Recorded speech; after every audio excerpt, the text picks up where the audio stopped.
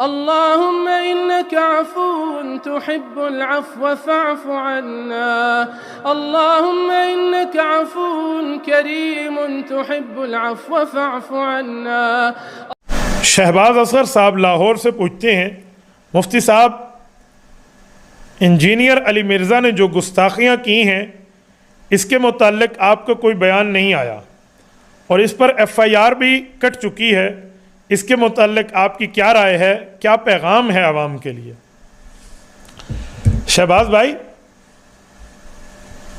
کچھ دنوں سے میری طبیعت خراب تھی تو شاید اس وجہ سے بیان نہ آ سکا ہو، ورنہ میں نے گفتگو کی ہے اس پر، اور ہم نے اچھی بھلی اس مرزا کی منجی ٹھوکی ہے، کیونکہ مرزا صاحب اپنی باؤنڈری کو کراس کر چکے ہیں۔ مرزا کی وہ حیثیت نہیں ہے جس حیثیت میں یہ جملہ کہہ رہا ہے۔ میں سمجھتا تھا کہ یہ سول انجینئر ہے، یہ تو الیکٹریکل کا انجینئر ہے، عالم نہیں ہے، حافظ نہیں ہے، قاری نہیں ہے، مفتی نہیں ہے، محدث نہیں ہے، مفسر نہیں ہے، فقیہ نہیں ہے، دنیا کی کوئی ایک اسلامی کتاب کسی ایک استاذ سے جا کر اس نے مدرسے میں نہیں پڑھی، اس نے مدرسے کا منہ بھی نہیں دیکھا، انجینئر بن بیٹھے۔ تو ٹھیک ہے بھائی، جو اس کے متعلق چیزیں ہیں اس سے پوچھا جائے، یہ بتا دے، لیکن یہ اپنی باؤنڈری کو کراس کر کے مسئلے چیک کرنا بیٹھ گیا ہے، جس کا کام تھا تار کو چیک کرنا، ٹھنڈی کون سی، گرم کون سی، پازیٹیو کون سی، نیگیٹو کون سی، یا سول انجینئر تھلی سیدھی، گلی سیدھی، سڑک سیدھی، چھت پہ کتنی بوریاں سیمنٹ، کتنے سینکڑا ریت، کتنا بجری، یہ معاملات، یہ اس سے نکل گیا ہے اور مسئلوں کو چیک کرنے بیٹھ گیا۔ اور بے غیرتی کی انتہا کہ صحابی رسول، ہم زلف پیغمبر، نسبت برادر نسبتی کا عہدہ رکھنے والے رسول اللہ صلی اللہ علیہ وسلم سے، کاتب الوحی، امت کے ماموں، جنہوں نے اپنے ہاتھ سے اللہ رب العزت کے باتوں کو لکھا قرآن کریم کو، وہ صحابی حضرت معاویہ بن ابی سفیان رضی اللہ عنہ، اذہن العرب، رسالت آپ کی زبان اقدس سے جنت کی خوشخبری پانے والے صحیح مسلم حضرت عمرو بن عاص رضی اللہ عنہ، اتنے بڑے صحابہ کرام کے لیے جملہ بولتا ہے کہ شکر کرو کہ ہم اس وقت نہیں تھے، ہم ہوتے تو ہم اپنی تلواروں سے بات کرتے۔ بیٹا تو بھی شکر کر کہ تو اس وقت نہیں تھا، ورنہ پیغمبر کے صحابہ کا تمہیں ایک آواز سننے کو ملتی، تمہاری ٹٹی نکل جاتی۔ تیری حیثیت تو پیغمبر کے صحابہ کے سامنے یہ جرت کر کے بات کرے کہ میں اس وقت تم سے تلوار سے طے کرتا۔ سلام ہے اٹک کے علماء کو جنہوں نے اس فتنے کو فتنہ سمجھا اور فتنے کو رگڑ کے FIR کرائی ہے۔ اس پر FIR ہر ضلع میں اس پر ہونی چاہیے بھائی، مجرم ہے۔ اور میں اداروں کو بھی کہتا ہوں، سائبر کرائم کو کہتا ہوں، یہ سائبر کرائم کا ایکٹ کس لیے؟ یہ صرف سیاسی انجینئرنگ کے لیے اور معاملات کے لیے نہیں ہے۔ یہ مرزا جہلمی، پلمبر کی حیثیت والا پیغمبر علیہ الصلوۃ والسلام کے صحابہ کے اوپر یہ جملہ کہتے ہیں اور اس پر قانون خاموش ہے، آئین خاموش ہے، قانون حرکت میں نہیں آتا۔ کیوں؟ کس بنیاد پر؟ علماء کرام تو لے کر آ گئے ہیں، وہ اس کے خلاف FIR لا رہے ہیں، اور یہ دندناتا بیٹھ کے ہر اتوار کو بیٹھ کے جملہ کہتا رہے اور لائیو سیشن اپنے کر رہا اور اسلامک نام سے اکیڈمی چلا رہا۔ پیغمبر کے صحابہ اور اہل بیت کو غلط کہنا اسلامک کام نہیں ہے، حرامک کام ہے۔ میں نے پہلے بھی اس کو کہا تھا، اب بھی کہتا ہوں، ان کے جھوٹے الزام کو میں پاؤں کے ٹھڈے سے یوں ٹھوکر پہ اڑاتا ہوں جیسے چٹیل میدان میں فٹ بال کو کک ماری جاتی ہے۔ یہ چوہوں کی طرح ہم سے چھپتا پھرتا ہے، اس میں جرت نام کی کوئی چیز بھی نہیں ہے۔ یہ گلاس ہے نا پانی کا، اگر اس میں دودھ ڈالیں اس کے بعد اس کو کھنگالتے ہیں، ہماری سرائکی میں کہتے ہیں کہ انگھالو چا، اس میں غیرت نام کا انگال موجود بھی نہیں ہے۔ غیرت نام کی کوئی چیز ہوتی نا، یہ پیغمبر کے صحابہ اور اہل بیت پر کوئی جملہ نہ کہتا، ان کے متعلق جملہ کہتے ہو، جس کے متعلق جامع ترمذی جلد 2 ابواب الفتن باب ما جاء فی علامات الساعہ، حضرت علی المرتضیٰ کی روایت، اللہ کے رسول نے فرمایا وَلَعْنَ آخِرُ هَذِهِ الْأُمَّةِ أَوَّلَهَا، فرمایا قیامت کی نشانی ہے بعد والے لوگ پہلے بزرگوں کو لان تان کریں گے اور برا بھلا کہیں گے. اس جیسے خناس نے اٹھ کر پیغمبر کے صحابہ پر یہ جملہ کہا. سائبر کرائم والو، تم نے بھی کلمہ نبی کا پڑھا ہے، ہم نے بھی کلمہ نبی کا پڑھا ہے. پیغمبر کے صحابہ اور آل بیت ہمارے کامن ہیں، سانجے ہیں.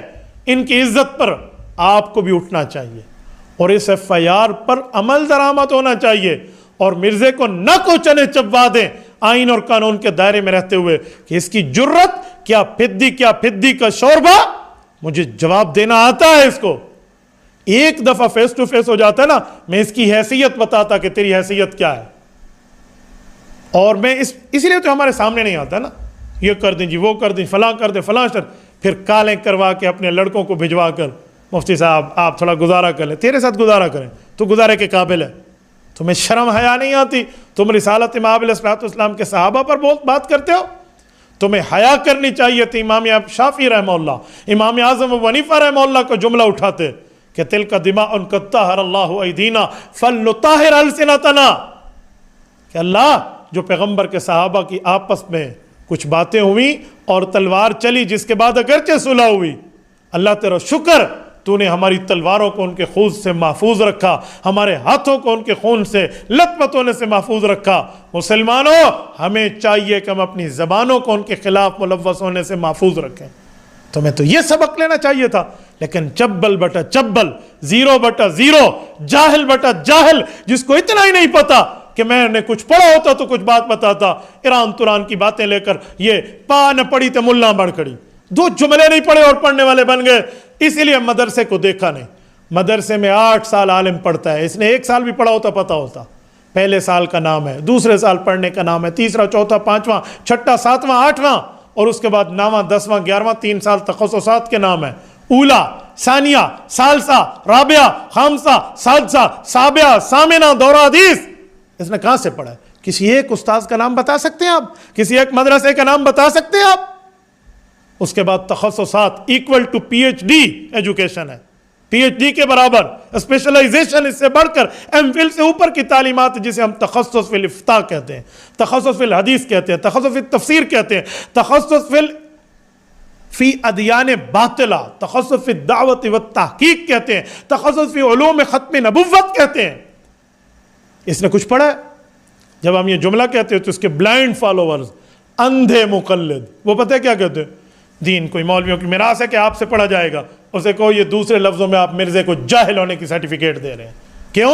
ڈاکٹر سے پڑھے گا، انجینئر سے پڑھے گا. اسی طرح عالم سے پڑھو گے تو عالم کہلاؤ گے، نہیں تو آپ نے گویا مان لیا دنیا میں کسی کے شاگرد نہیں ہے، یعنی یہ کورے ہیں علم سے، ٹگا کسی سے نہیں پڑھا. اپنی انجینئرنگ کے لیے تو آپ جا کر کلاسز اٹینڈ کر رہے ہو، اور قرآن کو آپ نے لاوارث سمجھ لیا، پیغمبر کے فرمان کو لاوارث سمجھ لیا، صحابہ اور اہل بیت کے علوم کو لاوارث سمجھ لیا، اور ائمہ کرام کے فتاوی کو لاوارث سمجھ لیا. اور بابا وارثین زندہ ہے، یاد رکھو. ابھی ہم نے ایک پوچھل پہ پاؤں رکھا ہے، تھوڑا سا اور معاملہ آگے بڑھا نا تو پھر بچوں کو سمجھ آ جانی ہے کہ ہوتا کیا ہے. تو یاد رکھیں ایسا نہیں ہے.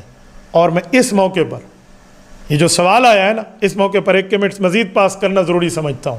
خصوصاً وہ طبقہ جو اس کو ماننے والا ہے یا اس کے چینل کو لائک کیے ہوئے ہے، اس کے چینل کو سبسکرائب کیے ہوئے ہے، فالو کیے ہوئے، انہیں کہتا ہوں سورۃ یاسین رکوع نمبر 4 سورۃ نمبر 36 ہے. اللہ کا قرآن کہتا ہے وَتُكَلِّمُنَا أَيْدِيهِمْ وَتَشْهَدُ أَرْجُلُهُمْ بِمَا كَانُوا يَكْسِبُونَ. مجرم آدمی کے زبان پر مور لگے گی، ہاتھ بولے گا، پاؤں گواہی دے گا. یاد رکھو، اگر تم نے اپنے ان ہاتھوں سے ان کے چینل کو لائک کیا ہے، کفارہ دے کر ان لائک کر دو، ان فالو کر دو، ہٹا دو، اپنے آپ کو وہاں سے ہٹ جاؤ، ورنہ تم اس کے اس برے کاموں میں مددگار بن رہے ہو، ہیلپر اور نصرت دے رہے ہو اس کو، تو تم بھی ان کے ساتھ رہو گے. اور اپنے پاؤں کے ساتھ چل کے ان کے پاس جا رہے ہو تو وہ تشہدوا ارجلہم. ایسے گستاخان صحابہ، گستاخان اہل بیت کے خلاف معاملات کیا ہیں؟ ان کے پاس تم چل کے جاؤ گے، تمہارے پاؤں گواہی دیں گے. باقی اس مرزے شرزے میں کوئی جرت نام کی چیز نہیں ہے. اس کا ایک لونڈا لپاڑا مجھے فون کر کے کہہ رہا ہے مفتی صاحب تھوڑی عزت سے بات کریں, اس پرسنل نہ ہو اس مسئلے پر. میں نے کہا وہ پیغمبر کے صحابہ کے لیے بات کر رہا ہے اور تو کہہ رہا ہے عزت کے لیے جمع. عزت داروں کے لیے. سورت نمبر غالباً 63 سورت منافقون. وَلِلَّهِ الْعِزَّةُ وَلِرَسُولِهِ وَلِلْمُؤْمِنِينَ. قرآن کہتا ہے عزت اللہ کے رسول المؤمنین. یہ آیت جب اتری تو مؤمنین سے مراد پیغمبر کے صحابہ اور اہل بیت ہے. تو عزت تو ان لوگوں کے لیے, اور یہ ان کی عزت نہیں کرتا, میں اس کی عزت کروں. کہتے ہیں نہیں آپ کی یہ بات اچھی نہیں ہے, آپ بڑے سخت لہجے میں جواب دیتے ہیں. میں نے کہا حضرت معاویہ کو بکواس کر رہا ہے کہ شکر کر میں اس وقت ہوں نہیں, تو یہ سخت لہجہ نہیں ہے. تو میں بھی اسے کہتا ہوں شکر کر اس وقت میں تیرے سامنے نہیں ہوں, ورنہ میں تمہیں بتاتا کہ تم نکلے کہاں سے ہو اور تمہیں میں گھساتا کہاں ہوں جہاں سے تم آئے ہو. اس حیثیت کے 2 ٹکے کے آدمی جو پیغمبر کے صحابہ پہ بولے ہم اس کے لیے کچھ بات کریں, تو حکومت وقت کو اس پہ ایکشن لینا چاہیے. ہر فتنے کی سرکوبی کے لیے حکومت وقت صف اول پہ آئے گی تو عوام آپس میں دست و گریباں نہیں ہوگی. اگر عوام کو دست و گریباں سے لا اینڈ آرڈر کے مسائل میں ان ہونے سے بچانا ہے تو ان جیسے فتنوں کو لگام تو بڑی بات ہے پٹا چڑھایا جائے.